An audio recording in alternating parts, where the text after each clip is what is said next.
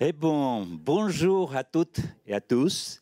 Je m'appelle Ignacio Larraetia, je viens du Chili.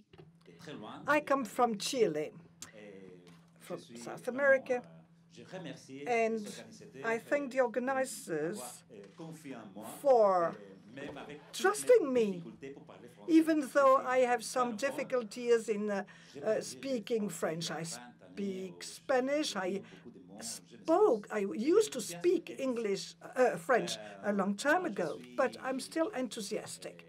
Well, I am working for a foundation which is promoting sustainable development in Chile. We have 150 companies that try to exchange their practices and become a key impact in the new development paradigm. And the topic today is quite significant in our country, Chile. It is difficult also in the management. Since 2000, we have had 1% of migrants, and now we have 3% of migrants in our population. So we see that it's an opportunity. Some people see in immigration only foreigners, but the companies try to make it an opportunity in this diversity. Today, we will deal with this topic from three different points of view. On the one hand, we have Julie Pondy. She will express the point of view of a migrant worker. She is working at BNP, and I'm sure that it will be very interesting to look at her mission as a worker, as a migrant worker. Now, we also have Reza Ranema Natakalan, who comes from the USA, and he is working in a project that is facilitate employment to migrants. And third, Carmen Roman, coming from Chile. She works for Walmart, and she has done a great job in diversity to be as a heritage, really, to be more competent at Walmart. So I'm going to give the floor to these three people. I will start with Reza. But first of all, can you say a few words about yourself? Who are you? Bonjour à tous, je m'appelle Reza. My name is Reza. I'm French and Iranian living in Paris, but the organization is based in the USA. I have studied in France and then university at the USA. Then I have traveled around throughout the countries of Maghreb, Tunisia, Egypt, Congo also, and I have a master from the United States where I met one of my schoolmates with whom we have founded Yatakalam, which is a platform of education in Arabic, where the teachers are Syrian refugees. So that's for opportunities of employment for the refugees in Lebanon, Iraq, and in Europe. And we are very happy to have you with us. Merci. Alors, prenez une petite seconde. Merde.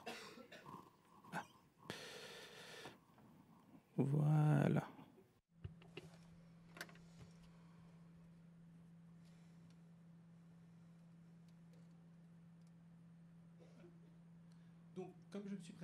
As I introduced myself, I'm the co-founder of an organization which is Natakala, which means we speak in Arabic, to bring together the refugees, namely Syrian, in languages, online conversations, and this to generate job opportunities. First of all, context to that, to understand the crisis of refugees today, to understand the context around the foundation of Natakalam. Then I will tell you how we are working, and then I will tell you our experience, how our experience taught us about the difficulties for refugees to get integrated in the countries on the basis of all the lessons which we drew from the work we carried out. Today, it has been the worst refugees crisis in history. According to the figures of the we have about 65.6 million people forced to flee their homes. Among them, you have about 2/3 who are displaced because of a problem, but they haven't crossed the border, and 1/3 who are refugees, that is to say, people who had to leave their home and went to another country. In the case of Syria, it's about 10 million displaced, 3 million of them being refugees, that is to say, who crossed the border to go to another country, mainly in the neighboring countries, beyond the crisis in Europe. You have Turkey, Lebanon, Jordan. So about 20% of the population are refugees, and 65 million people is the population of France. You can imagine that the whole of France has been displaced because of violence, persecution, and 2/3 going to another life, and 1/3 going to a country abroad. And as I said, 1/3 of the refugees are Arabic speakers. This is due to the present conflicts in Syria, then in Iraq, where there are more internal displaced than refugees, then Palestine, which since the 50s have been considered as refugees in Lebanon and other countries. And one of the specificity of that phenomenon compared with the previous refugees problem is that they are connected to internet or they have smartphones. I'm sorry because the presentation is in English, but I do it in French and it's still in English. So as is written, they are connected, and the smartphone is a tool to survive. For instance, they go on the migrants' route to know where they are, to get connected with the family that stayed in the country, or to go to the homes of the people to whom they are supposed to go. So that changes the dynamics in the refugees crisis. They have a certain access to the web. But of course, it's not the majority. There are other places where you have refugees like Afghanistan, Somalia, or the Great Lakes in Africa. So there the use of smartphones is not so widespread, especially in Syria since 2014, 2015. In that context, it's the knowledge of the Arabic language. Over the last years, especially in the USA, it is developing. There are various factors for that. First of all, there is an Arabic-speaking diaspora, about 7 million people living in an Arabic-speaking family. They want to learn the language and keep the connection. In another stage, with the evolution of the situation, there have been more and more professionals in the Middle East, and they need Arabic, not only for the profession, but it's also true for the boom, the economic boom in the region. So they really need Arabic. And just for example, within the framework of the USA, I will often give the example of the USA because our basis is in the USA. We are not so strong in France.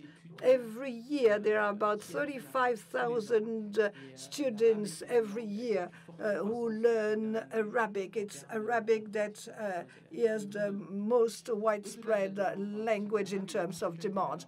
There is also a specificity. You have classical Arabic, which you read and write, the newspapers and formal things, and then the dialects, the Arabic which is spoken every day, which is different in each country. For instance, in the Levantine dialect, spoken in Syria, Jordan, Lebanon, and Palestine.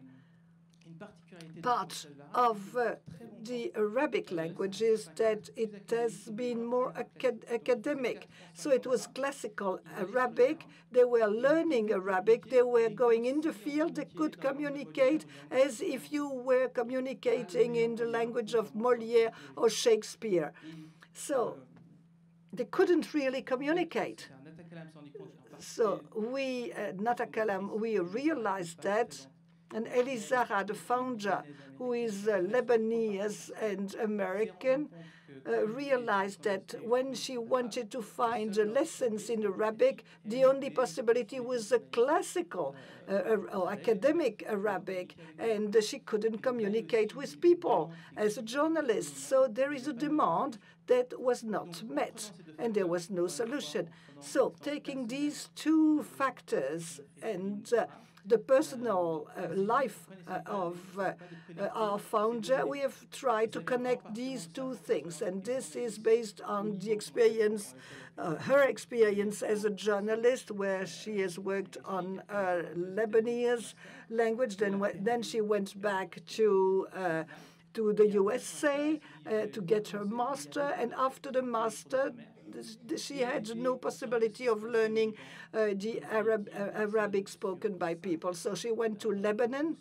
where you have 1 person out of 5 who is refugees. And the Syrian refugees in Lebanon have no access to the labor market. Well, legally, it's difficult for them to become a refugee. And as Lebanon is a country that had a very significant unemployment, the U.S. say, they can work in building, agriculture, and services. These are the only sectors where they can work. So a large portion of the population, even educated, because in the case of Syria, it's almost the whole country that ran away. All the layers in the economic life are involved, so they have no access to a job, or at least a job for which they have been trained, which they wanted to have before being refugees. So Natakalam proposed a win-win solution for students who have no opportunity to learn the dialect, and on the other hand, the case of Noor, for instance, who is from Raqqa and who went to Beirut. She was a teacher of science in secondary school in Raqqa, and she couldn't find a job, no access to an income. So Natakala has connected these two people, making it possible for refugees to have access to an income, and a professional experience and a training, and on the other side, a student who can have a training in Arabic at a price which is not too high, via Skype with people who are Arabic speaking. So Natakalam recruits, identifies the refugees who can be partners in conversations. Usually they are teachers, but they are also conversation partners who can talk with you, make it possible to improve your language, etc. So the recruitment is done through local NGOs that identify the people in the field. There is one in Lebanon and one in Iraq. They can be trained because even if they are teachers, they have to be trained for the sessions with the teachers, so they are trained, and then we match them with the students. So Natakalam is not something like Airbnb where they choose their teacher. We connect the students and their partners, and then there is the payment. Very often it's done through partners or NGOs in the field. This has existed for 2 years now, and it has been developed with university partners, more in the United States than here, because they have more flexibility. Universities, there is Natakalam for a course in Arabic, and concurrently with that, they have various sessions during which they can practice what they have learned with conversation partners. And for the partner, it is the source of income. We work also for other organizations, NGOs. We propose interpretation from English to Arabic. We have done that also with Urdu from Pakistan, and Dari from for Iranian, proposing services of translation and interpretation. Just to show you the impact, we have done that for 2 years now, so it's quite small, but we are working now with about 50 refugees. We have sold more than 17,000 hours of conversations, and through Natakalam, the income generated amounts to $170,000, and in interpretation or translation, they get about $1,000 in Lebanon, which is quite good in Lebanon. And we also have antennas everywhere in the world, but more particularly in the USA. 65 countries, of course, the majority in the USA, then England and France, but even in sub-Saharan Africa. For instance, military people who know that they will go to Syria afterwards. Our refugees, 55 refugees in 12 countries, mainly in Lebanon, Iraq, Turkey, Egypt, and also in Europe, Greece, France, Germany, and also in Brazil and Canada, 2 countries that have humanitarian purposes, and the people going there are jeopardized, are in danger, but they have no source of income. They have to learn the language, so they have to keep a connection. They have to find an income while they are learning the other language. Through the experience of Natakalam, we have discussed about some problems which we encountered in the field. Maybe afterwards we can talk about these difficulties, for instance, in the integration of refugees or migrants, and then some lessons that have been drawn. First of all, working conditions. All conversations are on Skype, on a smartphone or a computer, but for that you need internet, you need an office space. So one of the problems, even on a smartphone, is to have working conditions that make it possible to have a good conversation. Second problem, it's the training.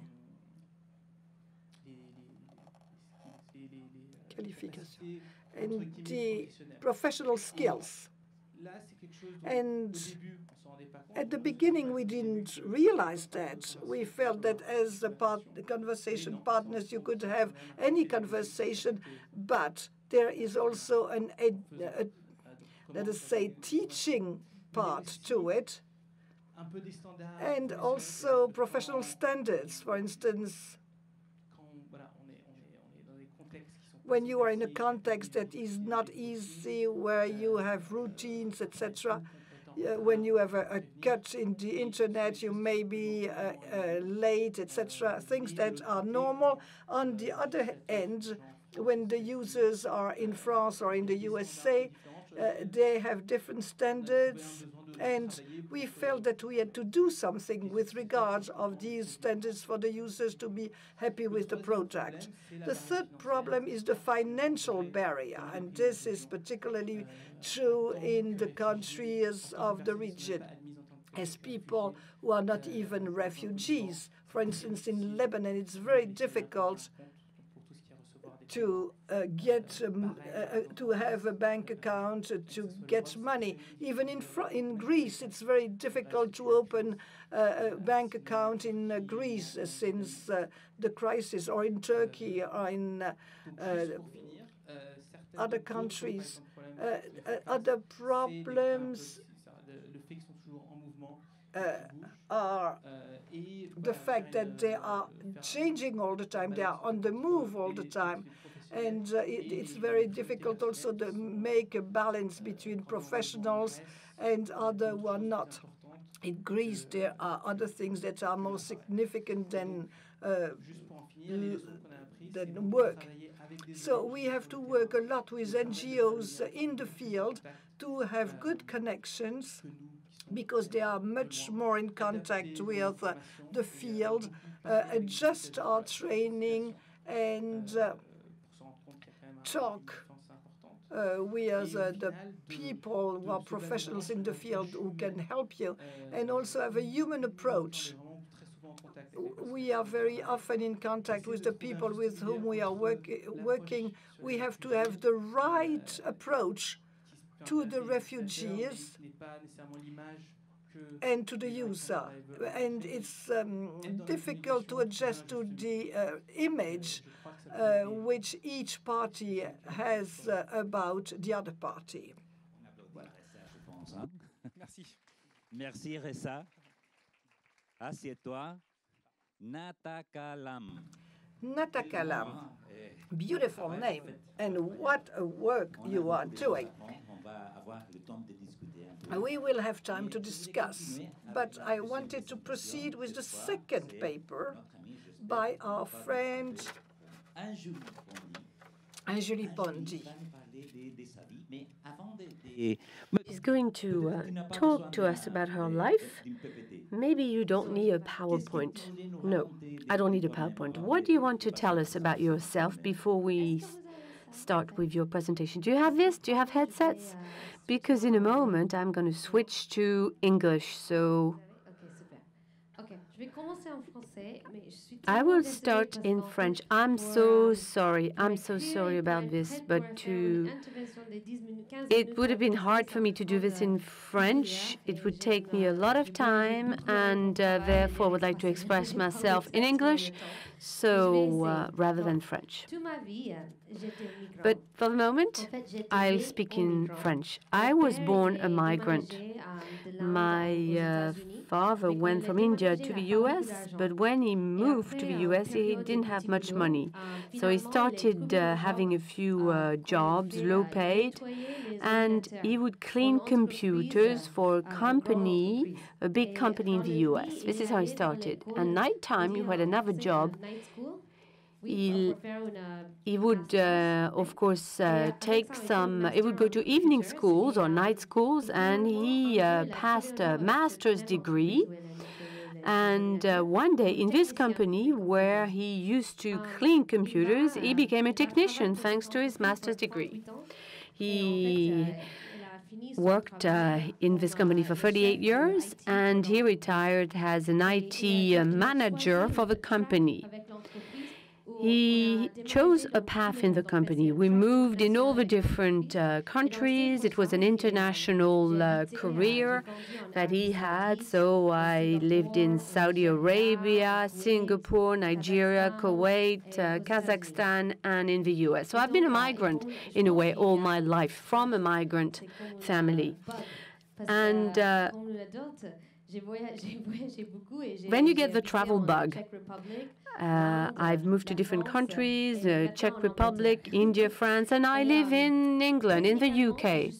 Technically, I'm a migrant in all the sense of a term, but I think one migrant is someone who comes from one country and moves to other countries. And since I come from many countries, it's a bit difficult for me. It's a bit complex. How do you say this? This is the statement of my fiancé. He says, I don't understand. And Julie, she has a very strange culture. She has a travel bug. She is a migrant. I think this is really the opportunity, and this is what being a migrant means.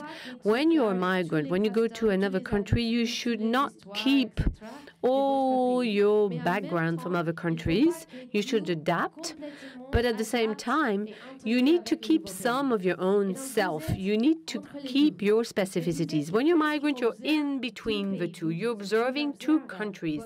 You observe your native country, and then you observe the country where you live in. And this particular limbo, this particular moment, is freedom.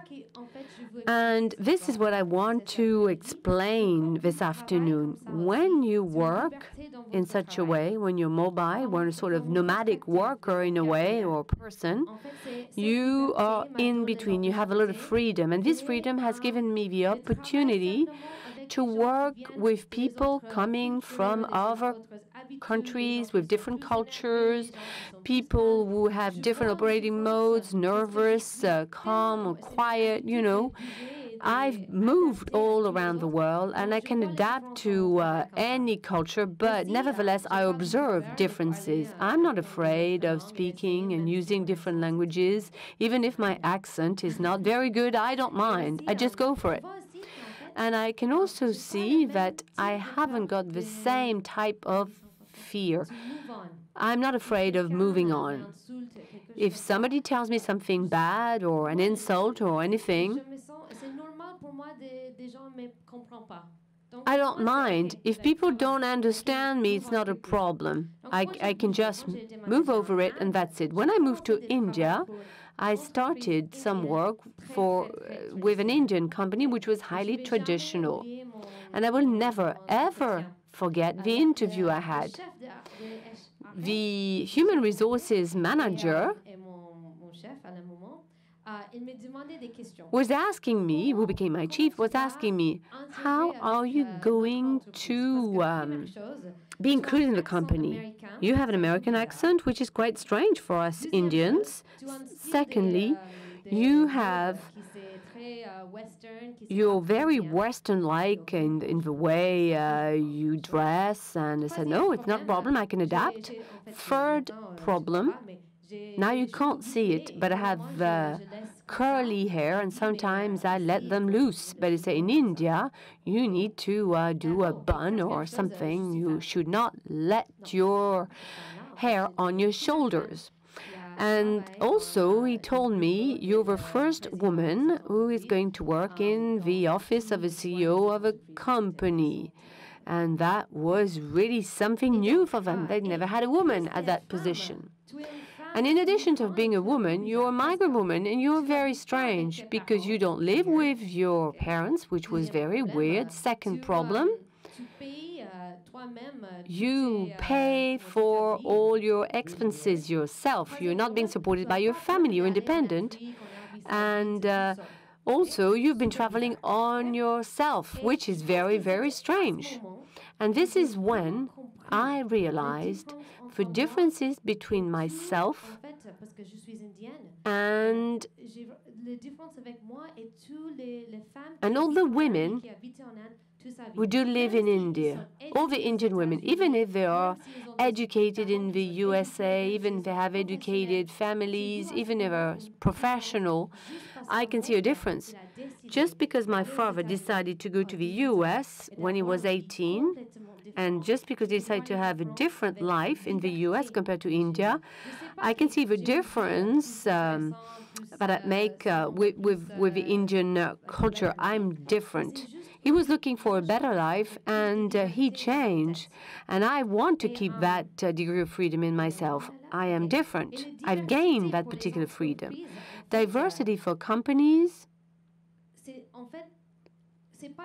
in fact, it's not only diversity, such as the different color of your skin. It's more than that. I now work in a company, in a financial company, and it's true that we have lots of people coming from different countries, but they've all educated in very renowned schools. They all speak French. They all have the same state of mind. They know about the same political trends. And this is not diversity, but this is diverse. We need diversity of experience.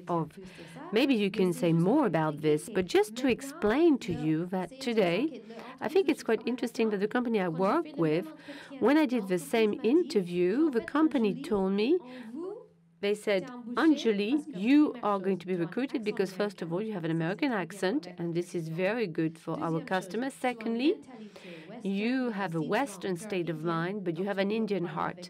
So you can speak with all the different types of customers all around the world. Thirdly, you're a woman. And we want women to be promoted in leadership. And I can see the difference here with companies which are open to diversity, which are open to migrants, compared to companies which have problems with this. The companies we're looking for that type of people are companies that will, of course, emphasize all this with their revenues. Ian Golden, Ian Gordon was my teacher. In fact, I studied political sciences in English. But Mr. Gordon wrote a book, Exceptional People. And in this book, he's saying that migrants do add more to the GDP compared to others that do not move. Because 3 people,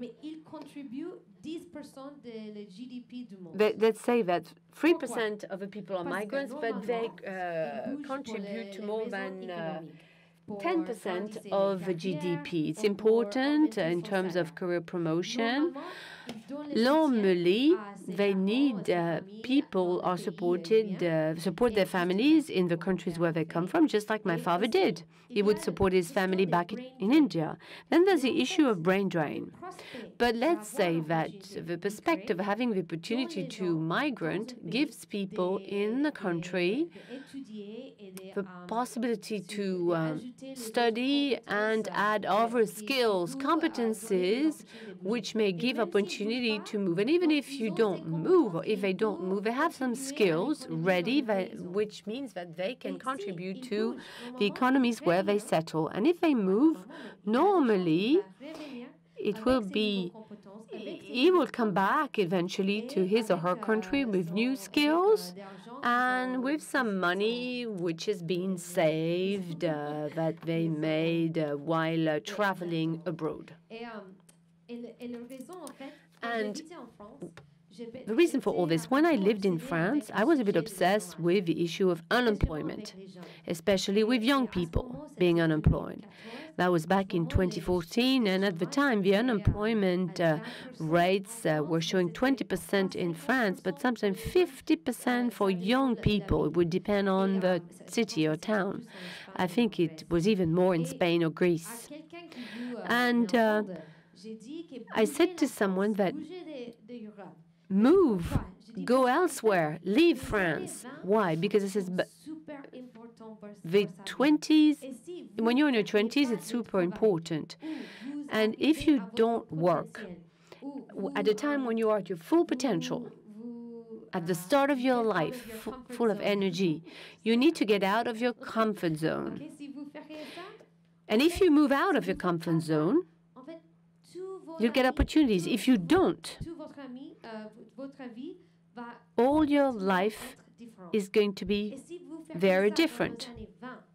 And if you do that when you're in your 20s, where you don't have lots of responsibilities, when it's easier for you to move around, change, go from one country to the other, to learn new stuff and adapt yourself, this is going to change your full life and life perspective. I think France and Europe needs people who do move, because if you stay in France, you just depend on the dole money. You're unemployed, and this is a problem for economics. But if you go abroad, you make money, and you contribute, even if you go to the Lebanon and you live with Syrians. It means that if you move, you can be a contributor to society in general. And if you go to the Lebanon, you become a volunteer. Even if you don't make money, at least you will have added new skills to your portfolio of competence, and you're going to make contacts which are going to change your whole life when you come back to France. If you do this, you will see your life change. The life of a migrant is an appetite for freedom. Of course, there are problems, economic circumstances, visa issues, discrimination, yes, but there are problems everywhere. Problems even if you stay in your own country. But if you move around, in your mind, you'll feel a sense of freedom, which is really something that you should cherish. Thank you very much for Julie. Your smile is just an invitation. Migration, emotion, a lot of strength. Migration, which is productive. This is what you're saying. While listening to you, I feel, as if I wasn't, talking to a migrant, but a citizen of a new world. And I think it's very moving to listen to you, to listen to your testimony. I think you must be comfortable anywhere around the world. Any place would suit you. Now, let's listen to a third testimony, another perspective on the issue of migrants and migration. This is the vision of a company. That is to say, does a company only derive profit from a migrant, which is a very cheap labor that you can pay less for the same work position? Or does the company can contribute to diversity of culture? Can the company draw benefit from this opportunity? Can it derive profit from diversity? It's easy to say, maybe more difficult. Are companies prepared to draw benefit from diversity and make it an asset? Let's do it in English. My English is not so perfect, so sorry for the translator, but my French is worst. So I speak Spanish. Sorry. And talk about after you, Angeline, is very difficult for me. And this is because you talk about your passion and you talk about you in first person. I'm trying to talk with the same passion, but I'm going through my company, which is Walmart, and I have passion what I am doing there, and I have a lot of passion of how Walmart is changing the world regarding these matters, regarding diversity and other things. So I'm very proud of my company, but it's totally different when you hear a person that live this in first person, and I'm really proud of you. I'm really thankful for hear you and your experience too. So let's go there. I'm a lawyer. I've been working for Walmart for 8 years. Before that, I worked in other retail company, which is a Latin American retail company. So I have more experience in my previous work in retail companies. And when I came to Walmart, I never in my whole life thought that there was a beautiful experience for me and different experience. And I never thought that this big company has an important heart too. So I'm just going to my presentation.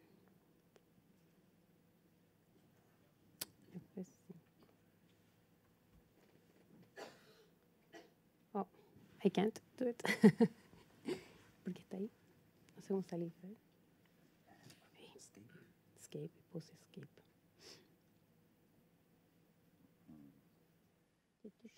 Acá. Voilà. Easy. Okay.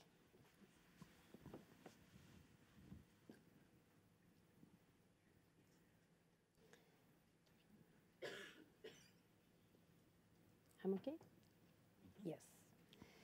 Okay, let's talk about how Walmart try to change the world in terms of diversity, in terms of be a good corporate citizen, in terms of be present in the revolution of the sustainability and the revolution of the digitalization and others. I don't know if you know what Walmart is, but I will try to explain. No. Está como creciendo. This? Okay. First of all, I need to make some context regarding my country. I live in Chile. Chile is part of the South American countries. It's in the last part of the world. I don't know if you know. But Chile is very, for Chile, this situation is very, very untypical because since 10 years ago or 8 years ago, there was no immigrant in my countries. There was just Chilean people. Maybe because we were a very close society, maybe because we were a very special, considering the politician situation country. So we were very, with a lot of distance from the other countries, and of course, to receive new cultures in our country. But considering 2006, we will be growing up, and then we have a very important percentage of increase of immigrants in my country, and in Latin America, we are the country that are growing faster, considering other countries in terms of immigrations. Is this a problem in my country? Yes, it is. We are not prepared to receive the immigrations. We are not prepared to include these people, and that is an important problem, because most of the people think that with the immigrants, maybe we will receive more crime, more felonies, and others. And of course, that is not the real world. So in Chile, it is a problem. What about my company, and what about the alignment of this matter with the business? Walmart is a retail company that has presence in 28 countries. We are now more than 2.3 million associates in the world. The world consider all the continents. We are present in South Africa. We have presence in Asia, India, in America, and in Europe. We have just present in England with ASTA. I don't know if you know ASTA, but ASTA is part of the group of Walmart. And in Chile, we are the most bigger employees, the biggest employees in Chile, with more than 51,000 of associates. So if you don't think that this is diversity, nothing is. This is the real world. This is diversity. I work in a company that is full of different kind of diversity, not just immigrants. We have different kinds of religions. We have different kinds of thinkings or genders or whatever. So, of course, the immigration and the diversity is very important for us. And it's very important for us because we need to understand the customers. We need to understand what they want. And the customers are the more diversity people in the world. So if we don't have that kind of diversity inside my company, so we can understand them. Okay, that is very important for us. And I think I told you that I'm very proud of this culture. I'm very proud of Walmart because we have a very strong culture in this kind of diversity. We have a strong commitment with the respect for individuals. We said that our pillars are the excellence, are the integrity, act with integrity, the service or the service level. But most important of that is the respect for individual. And that is the base. That is the base. If we talk about this inside the company, if we talk about the respect, any people, any person, any single person, if we don't talk about that, we can do nothing. We can do nothing. It's very important to put the basis, and it's very important for our leadership to talk about this. If it's important for your leadership, it's important for you. If they create the environment of the diversity, of course the company will be advanced in this matter. If it's not, it's impossible. So we have a company that from the US to all of the country has as a first commitment the respect for individual.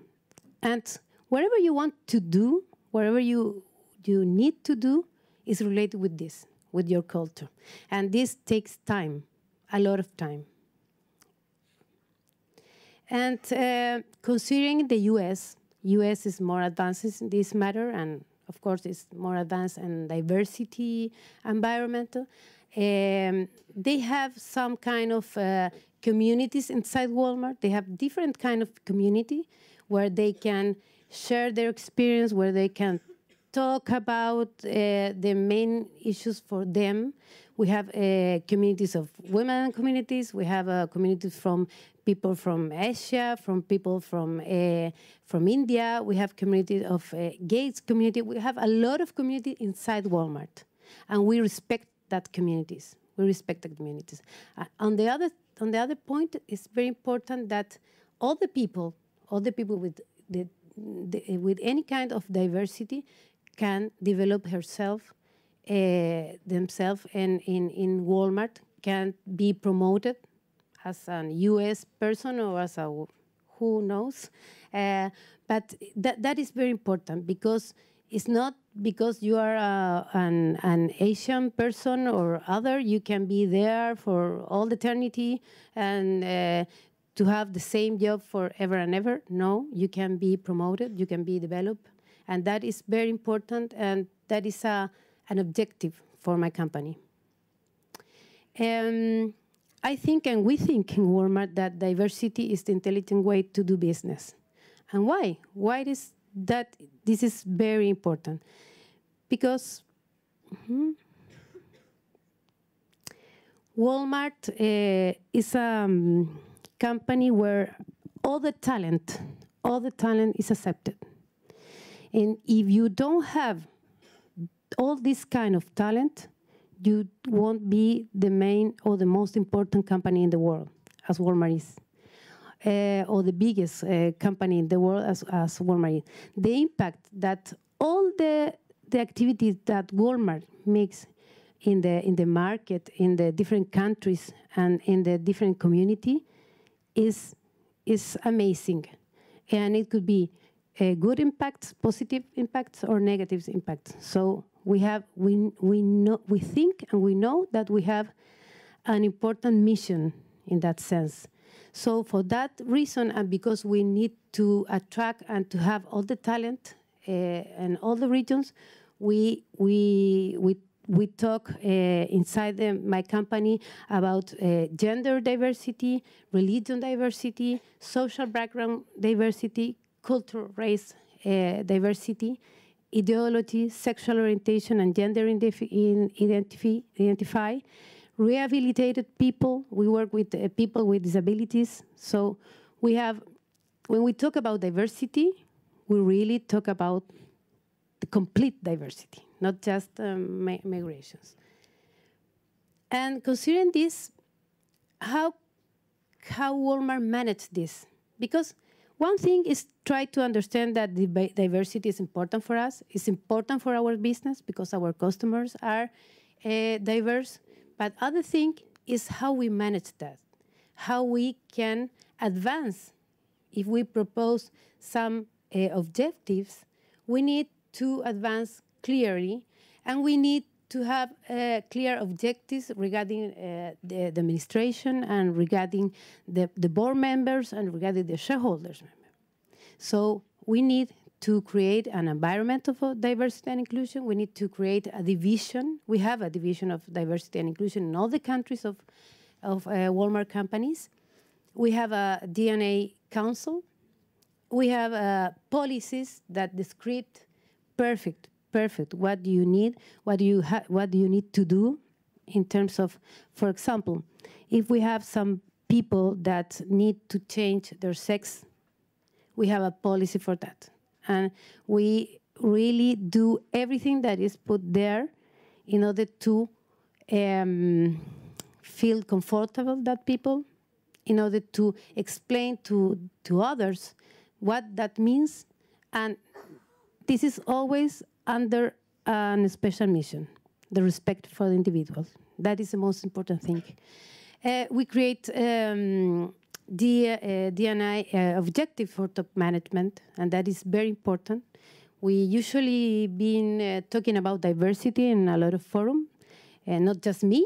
The financial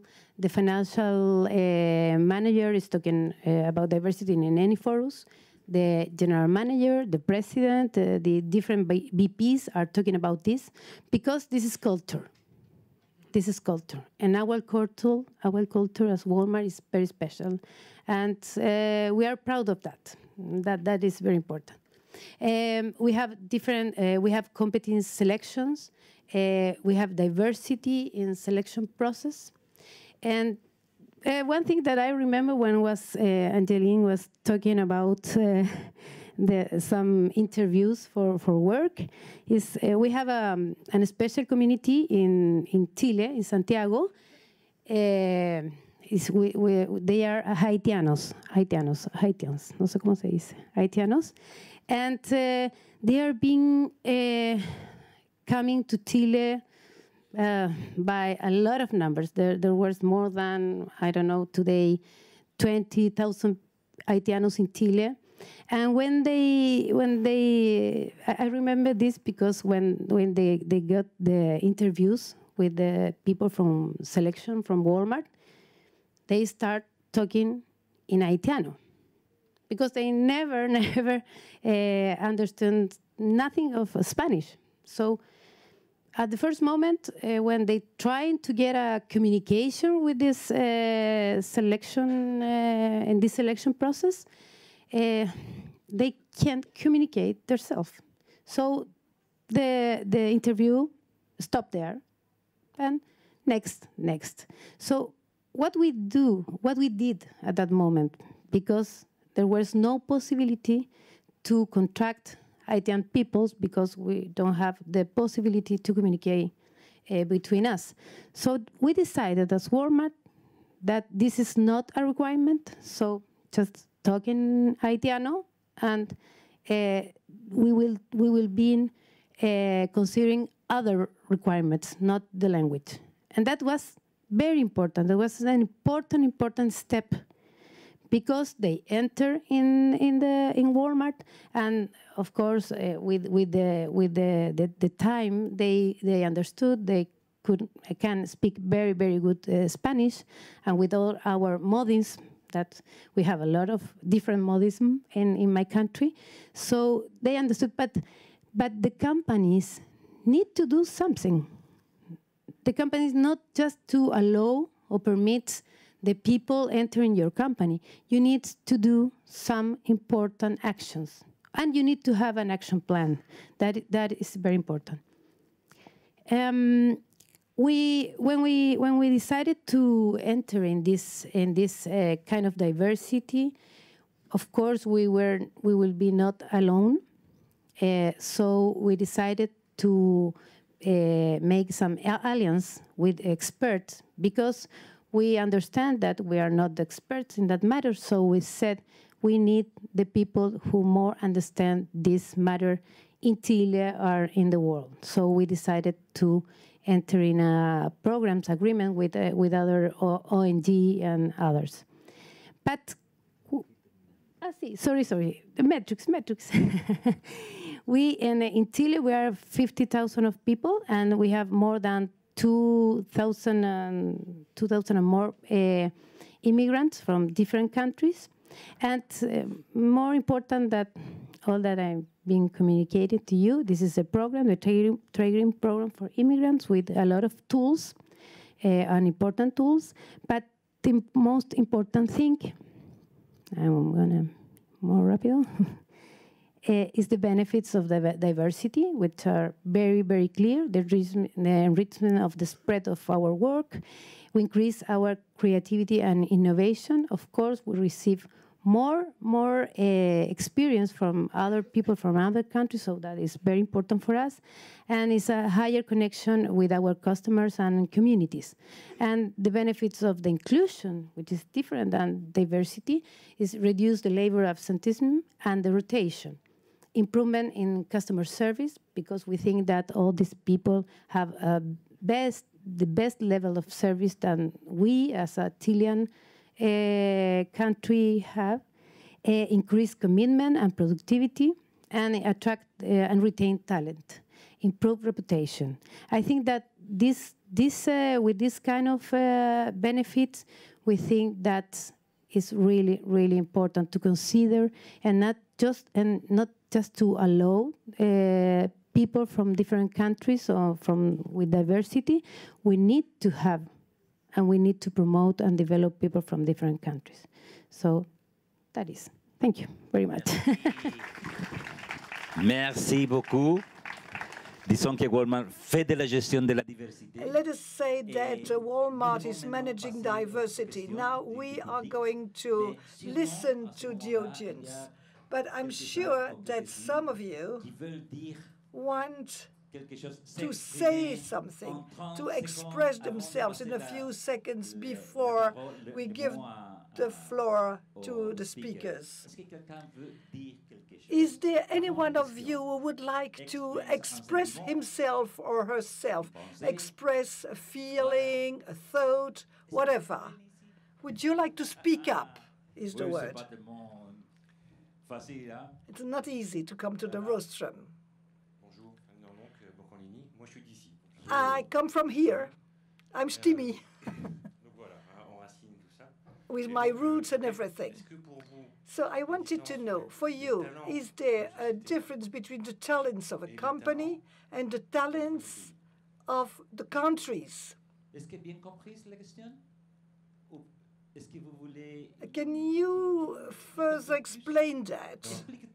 toi-même un peu. Qu'est-ce que tu veux dire? Peut-être que tu n'as pas une question, tu as quelque chose à dire. C'est une remarque, c'est une remarque.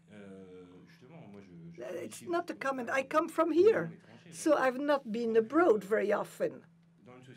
In a company, you have people who are intellectual, manual, workers, white collars, etc. Do we all need a culture to be together?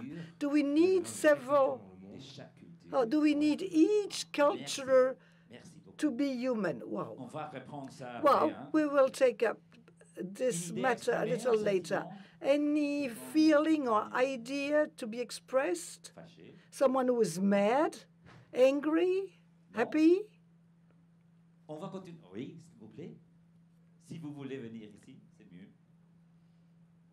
Et si vous vous mettez ici devant la lumière, so come to the light. Vous voir dans les caméras, c'est mieux encore. It's more a comment than a question. It's true that today we hear a lot about migrants' flows with messages that are not very positive. And I think that the three of you, you have conveyed a very positive message full of hope, which provides us with a beautiful image of migration, movements, and riches of the human being. That's what I wanted to say. Voilà. Si vous voulez, now, if you want, we can ask questions, or you can ask questions. Nothing is forbidden. All questions can be asked. They will be answered.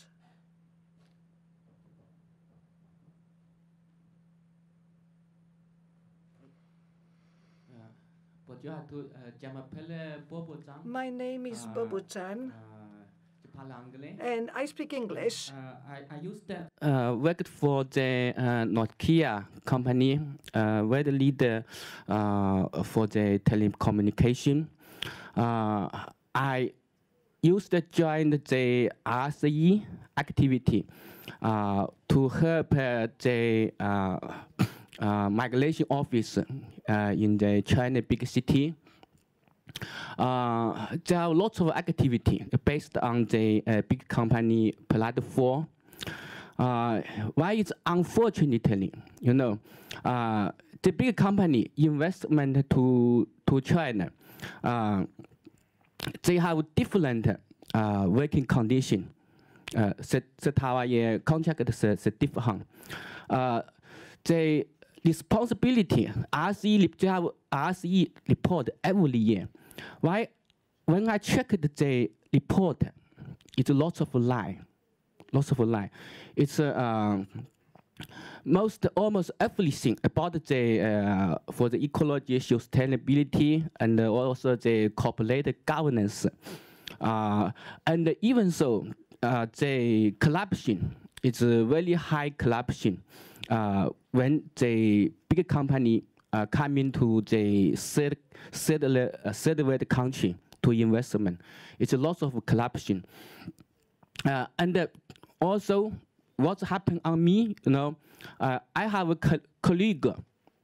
They used to revere the corruption, and he be killed by the high-level officer, and the media, they have no voice, and they have nothing for justice. So why I come to France? I'm looking for justice for my colleague. He's been killed. It's no voice, and I'm scientist for this country. I work for this country over 16 years. I'm high-level scientist. Why, you know, when I come to France, I'm to be asylum. I nothing know. So I want to ask if this word, all of the country is make lie, and also in France. I don't know what's happening in Chile. They have lots of policy in Europe. They expect lots of asylum from all of the world.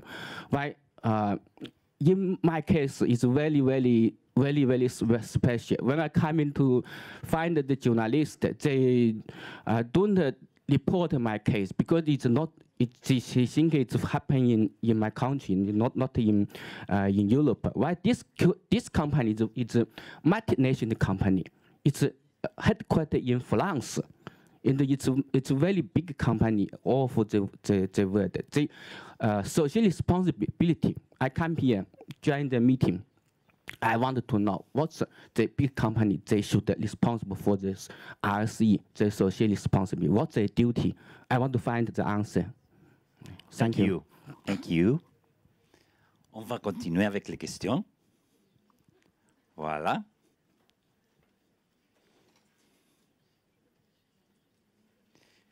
Tout est clair ou finalement tout est noir? Everything is clear, everything is dark.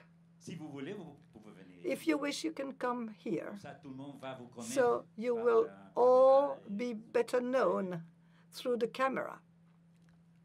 Peut-être c'est le début d'une Maybe this is the beginning of a wonderful career. I think we've heard a lot of anger from this man who has a special story, which is not the only one. It exists in other countries. We have heard a lot of positive things about migration. As was said by you, you have painted something very positive about diversity and migration. But how about communication? Isn't it more positive than reality? First question, and I would like to ask you also, especially to you, madam, who are working for Walmart. You talked about 20 minutes about diversity. How many women at the head of Walmart and in the executive board of Walmart? Can you give your own opinion about your first question? Do you have a more negative feeling? Can you talk about it? I think that there are a lot of prejudice about this issue. I think that today we should have been more numerous here, because all the people here have talked about positive aspects of migration. Unfortunately, a lot of people have prejudice and will not get out of it. That's why we have some people like you who try to change the points of view, and I admire you for that. Thank you. Thank you. Thank you for being so sincere, speaking out. Now you can say what you think about migration. You have to speak about pain also, not only what you have done good in other countries, associations, the life. No, there are other realities which we should talk about. Voilà. The next star is... Tu veux venir ici, nous accompagner? Je me sens un peu seul. Vous savez le faire. J'ai peur. J'ai peur ici. I'm afraid here. I need someone at my side.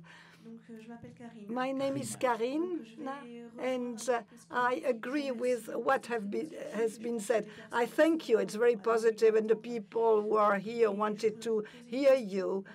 But I would like to ask you a question about the difficulties which you talked about in France and in the United States in terms of insertion. I have been in the so-called jungle in Calais, in the migration, the way the migrants are received in France is quite bad. We have no opening with regard to that, and so we are a sort of symbol for the government. So I would like to know how you face those difficulties and how concretely you can have a policy of opening for the migrants in France, because we are far from a solution in this field. Reza could start, because you were talking about difficulties, and then I said we have no more time, you had to stop. So I think this is the right time for you to take the floor. Well, first of all, thank you to all for your questions and your comments. I'd like to come back to the last question about the difficulties of Natakalam in France. For us, it's a technical aspect. It's on a partnership with universities in the United States that they are much more open, they are much more flexible, and they understand the approach of changing curricula, for instance. While in France, when you try to have partnerships with university, it's closer, it's harder, the administration is heavier. So it's that technical aspect which I mentioned, and we try to find partners. But the more general issue of migrants, well, we are based in France and in the United States, and both of them have problems. Historically, they are more open in the United States. For instance, the asylum seekers, well, in the case of refugees, this is not automatically true for migrants. The asylum seekers have the right to work. In France, you can't have that. They have to go through a whole procedure of asylum seeking, and they have no right to work in that period. But they have, in France, they get an amount of money during that process. But if I may come back to communication, well, it's true. Let us be clear. These are major changes for our societies. And this brings us back to the issue of diversity of cultures. There is a huge work in the field of communication which is required to explain the reality. People, refugees or migrants, are not coming here by choice or for pleasure, be it from the Mediterranean or elsewhere. It's not just to get money. So, of course, you have public services both in France and elsewhere. They could change their positions or their perspectives, but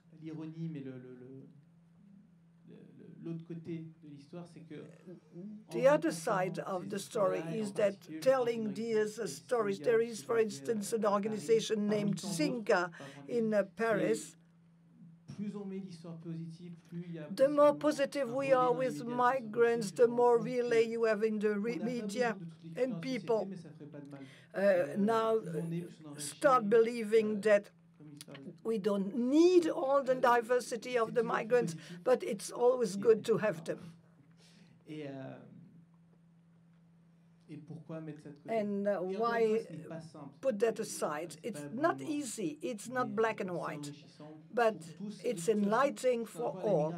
And immigration is not something which is specific to today. France used to be the country where the highest number of migrants were coming before the United States in the past. Merci. Anne-Julie, est-ce que tu veux réagir à une question précise ou à plus d'une question, hein, comme tu veux? Okay, I'm going to switch to English now. Sorry. Okay. First, I'm going to also address sort of, is it more beautiful than it is?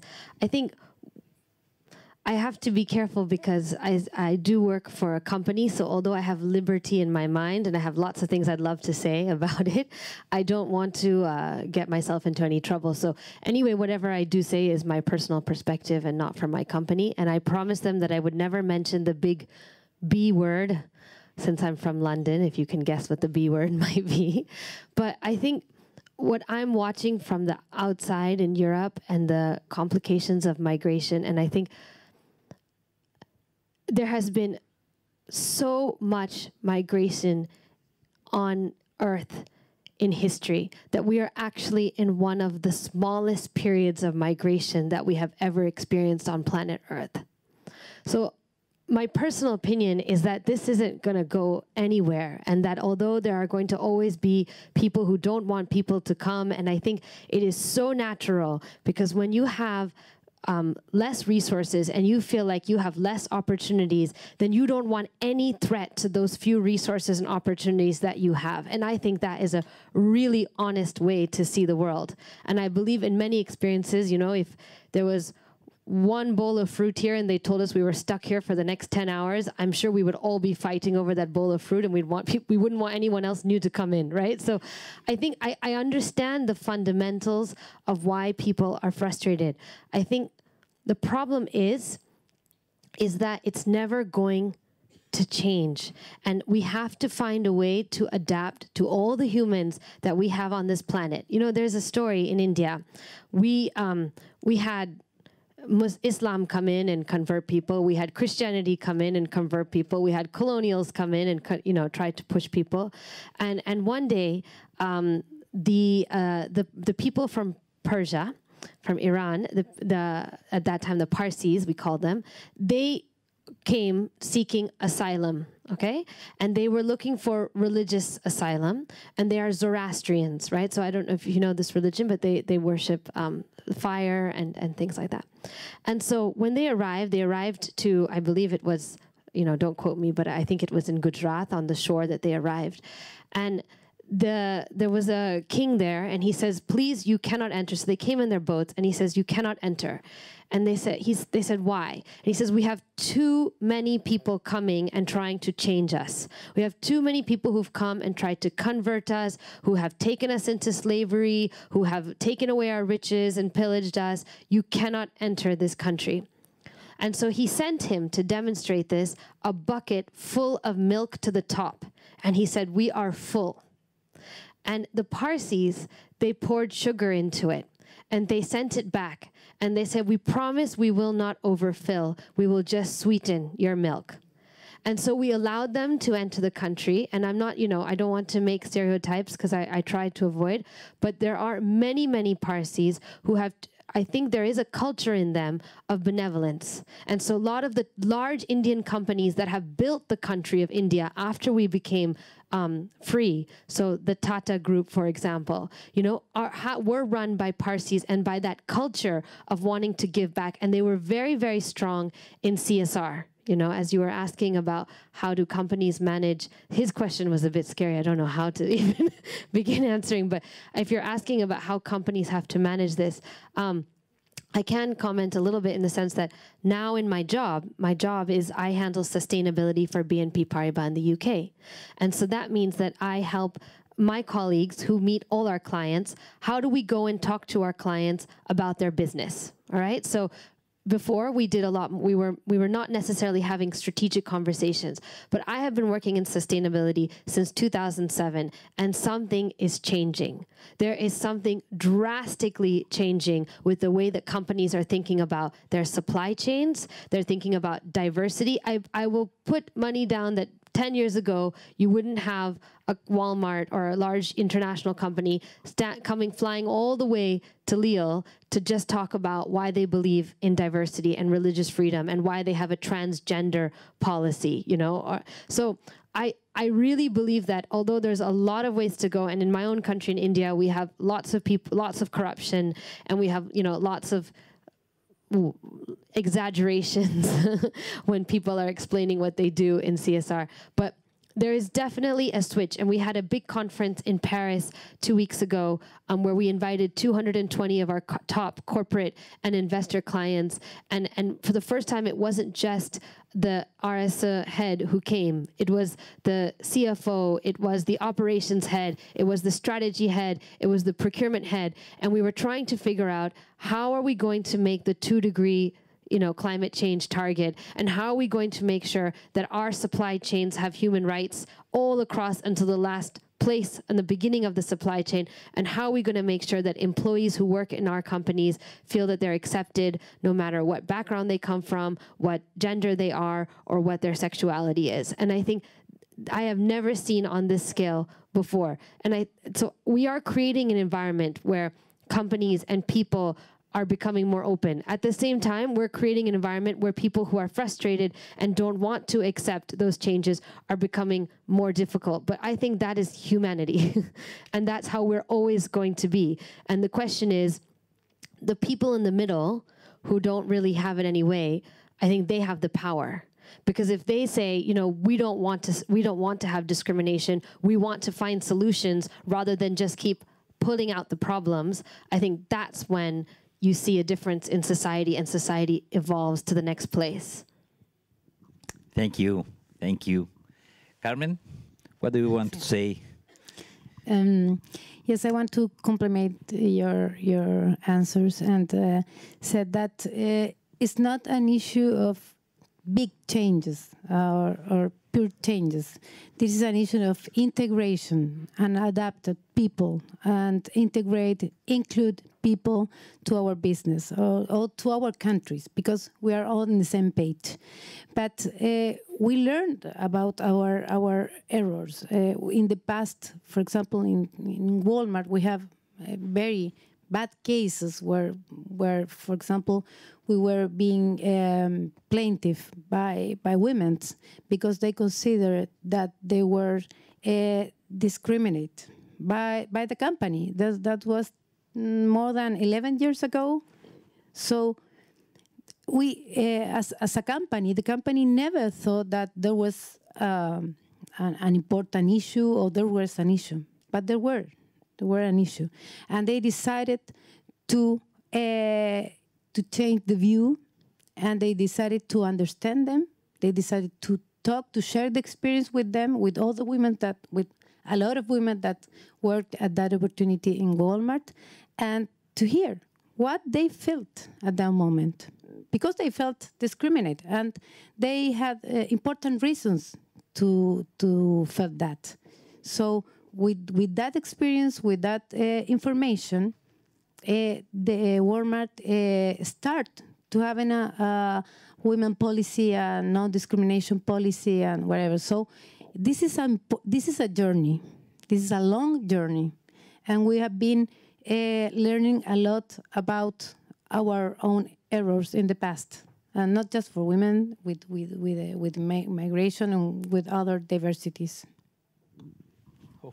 On remercie toujours la sincérité pour dire je me suis trompé. I think we have to be very honest. We have to recognize that, yes, we're wrong, and we have to say, yes, we did draw some teachings. I always enjoy hearing a big company say so. We still have time for 3 or 4 questions, 3 or 4 last questions before we close this session. Alors, levez la main. Qui sont les migrants dans cette salle? Levez la main si vous êtes... I was just wondering how many people are a migrant right now or have lived in another country at some point. Voilà, voilà. C'est une condition humaine, peut-être. Hein? Oui. Yes, there are people with this profile in the room. Any reaction before we give the floor last time to our speakers here, to the panelists? Yes, sir, we're listening to you. Yes, you are brave enough to come down and come and stand up. As the interregional coming down, I think you are more or less my age, but never mind. Thank you for coming to the front. It was hard for me. It was very difficult for me to take the floor, but now I have the floor. I'm going to make the most of it. 2 things I'd like to say. First thing, I wish to say that right now we are hosting an Iraqi family. I'm from Lille. I'm a Lille citizen. I'm not going to start speaking in our own language, in ch'ti, as we say in northern France, but in French. And of course, the administrative burden is something which is very, very heavy to bear with. In a few months, the family of Iraqis will have the possibility to, of course, have access to the labor market. The Iraqi lady is expecting a baby in 2 weeks' time, so it's positive. They're about to start a family in France, but it takes a long time due to administrative issues. But now let me speak to the first speaker here. In companies, I used to be, of course, a manager of a company. I worked in the textile industry in many different cities in France, Nantes, Angers. I had to lay a lot of people off, but I kept on employing people as well. I'm also a volunteer in different associations. And owing to this background, I think that a warm welcome and fraternity, brotherhood, this is an association for which I volunteer, which welcomes Christian Iraqis. So for companies, I'm a bit more optimistic. Let's say we welcome migrants, foreigners, and we think that foreigners, either coming from Europe or Africa or elsewhere around the world, foreigners do contribute a lot to what we do, thanks to their inner wealth, their diversity, specificities. But of course, the labor force needs to be prepared. Their colleagues need to know why we wish to do it, why we are welcoming and hosting these people, because it's an added value for companies, but you need to explain this. Thanks to their arrival, companies become a bit more performing, a bit more effective. But of course, here at the World Forum, we have a very good organization. I can see that many people here from the Alliance Network are with us. I'm sure they could speak about this, same as I'm doing. We've heard that in Strasbourg, Bordeaux, or other cities in France, different initiatives are being developed. Things are moving. Things are changing in France. So please remain on track. We are on the right track. Don't see many elderly people here. No. But anyway, thank you for this good news. Thank you very much for your contribution. Anyone wishing to say something? Good news, bad news, everything is welcome. Yes, please. Please come down. You could be my son, so I will use your name. And come here, son. What's your name? My name is Arnaud. What do you want to say? This is just a comment I wanted to make. Earlier in my life, I lived abroad in the U.S. I'm half French, and my mother was from Madagascar, is from Madagascar. And let's say that I'm very happy about everything I've heard here this afternoon. I was very pleased to listen to the testimonies of the different speakers and hear the different people asking questions and making comments. Well, lots of possibilities. There is optimism and pessimism. Do we do too much about it? That's another question. I think this movement, this wish to include people, this trend to making sure that we include people, that we share with migrants, shouldn't be considered something which is being forced, something which is only positive to communicate about, just to emphasize and valorize the image of a company. It is not something which is meant to make your company more attractive. I think it's a natural resource, something which should happen naturally. This is a natural evolution of a society. Then you have a choice to accept it or to refuse it. But do you think we should all have all nationalities in all companies? Well, no, not necessarily. It's impossible anyway. I imagine it's something difficult, but this was just to provide you an example. You just gave us an example. But I see this. We should not slow it down. We should emphasize it. We should foster it. We should develop it. We need to anticipate the future and see what other opportunities we could draw from this, from flows of migrants, inclusion of migrants. There's something really good about it, very positive. I think it would be a shame not to really develop this further. Just one comment, just one slight comment. I think Anjali,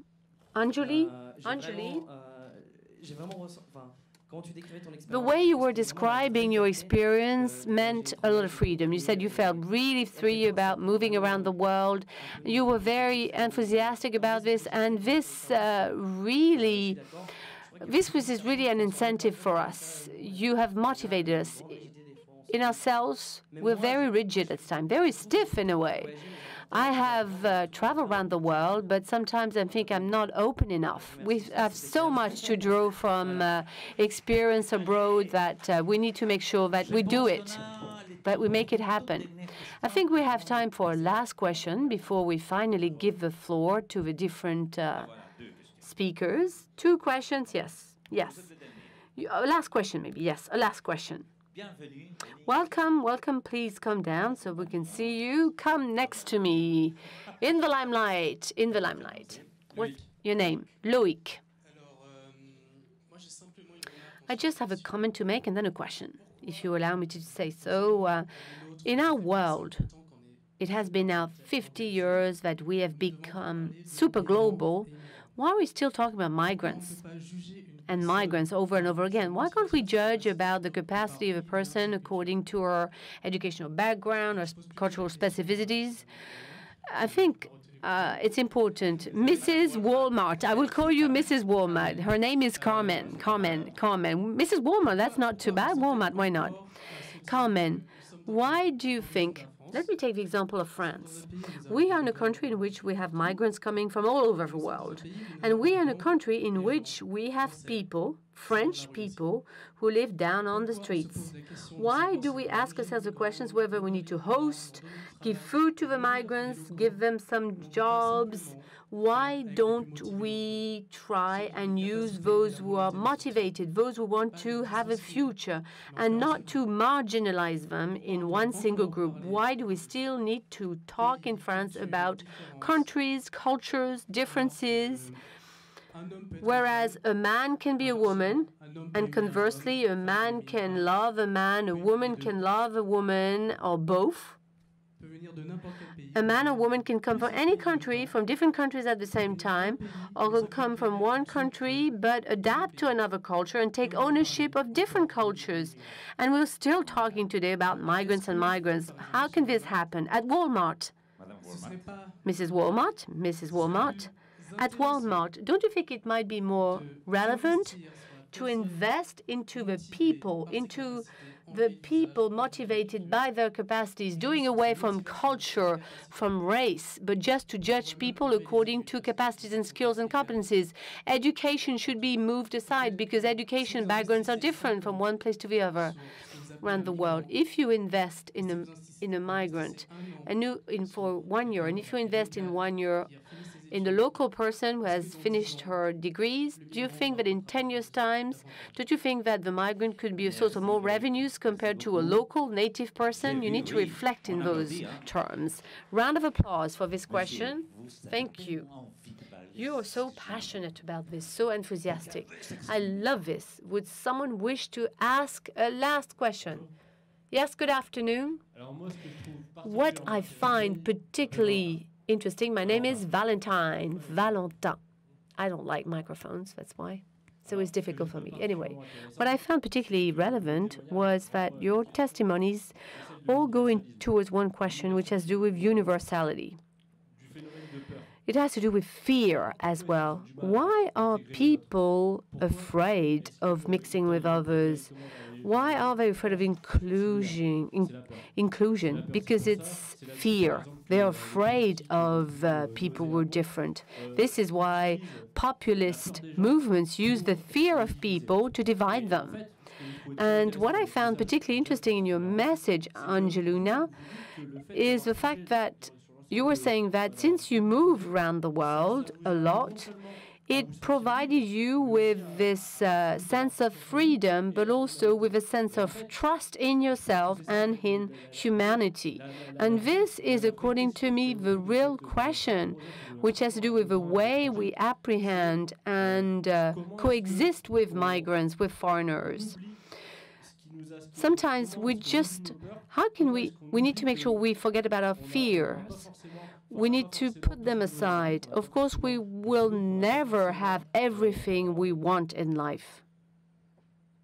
Things will never be ideal. But nevertheless, how can we transform our fears deep inside us, which are being nourished by society? How can we go towards the others? It's very deep, isn't it? Very profound, because what drives our relation to others, what drives our relation to society has to do with fear.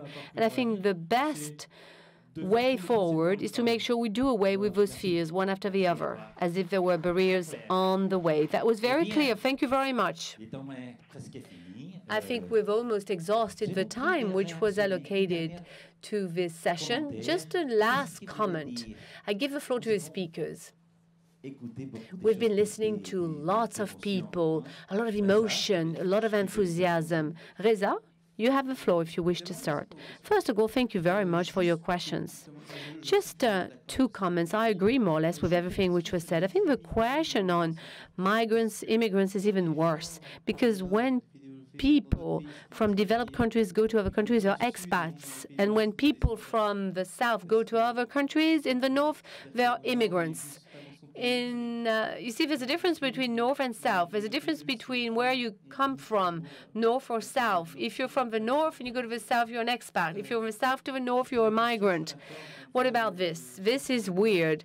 The issue of fear, just an anecdote. What is particularly relevant that I haven't mentioned is that with my association, Natakalam, this is just small scale, but it plays a role in doing away with this obstacle, which is fear. Sometimes you are completely closed, so you're not open, so it's hard to welcome those ideas. But when we talk to students, very often, people discover the fact that when you talk about migrants in the Lebanon or in Iraq, they have the people there in the camps had the same aspirations as your aspirations. You listen to the same music.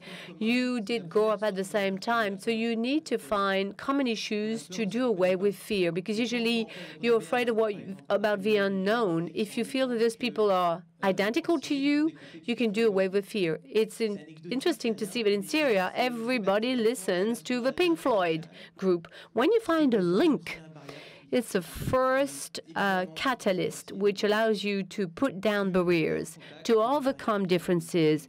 The more people talk to one another, the more barriers can be overcome. Carmen, would you like to say something? You've got the floor. The importance of this discussion is the difference. That is important. We are different. I'm not equal than people from my country. I'm not equal than other women from my country. So in certain way, we are all diverse people with our own talents, with our own thinkings. And the important thing is how you present that difference. I have a little example in my company. There was an association that always promote people for work, that people that are without view, ciegos, I don't know, it's blind. But they always said, oh, they're good persons, they're good working. Those are you need to contract them because they are good person. But they never said that they were the best workers working by, in my case, by Walmart in the digital side, or in, for example, as a call center, because they have a particular experience and a particular particularities and how they demonstrate their knowledge. Because they, for example, they have a screen and they could touch the screen, they could understand what the people are saying, and they can process the information different than me, for example. So that's the situation. You need to promote why you're different is important for your business or for your country or for wherever. It's not a thing of be a good person, a good corporate citizen. You need to promote the importance of the particularity of the person. I don't know if you understand, but it's a good example for me. Thank you. Yeah, I think I'd like to comment about what you said about it's 2017, 50 years of globalization. Why are we still saying girl, man, woman, you know what? But I think we have to be, in my opinion, there's a lot of battles to fight. We have a long ways to go. And I think we should be clear between identity and discrimination.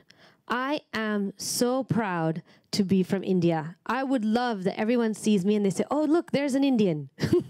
You know, I am so proud to be from that country with our long heritage. We invented the zero. We have an interesting religion. We have great food. You know, I'm very proud. Now, if Obama wins, I'm very proud to be American.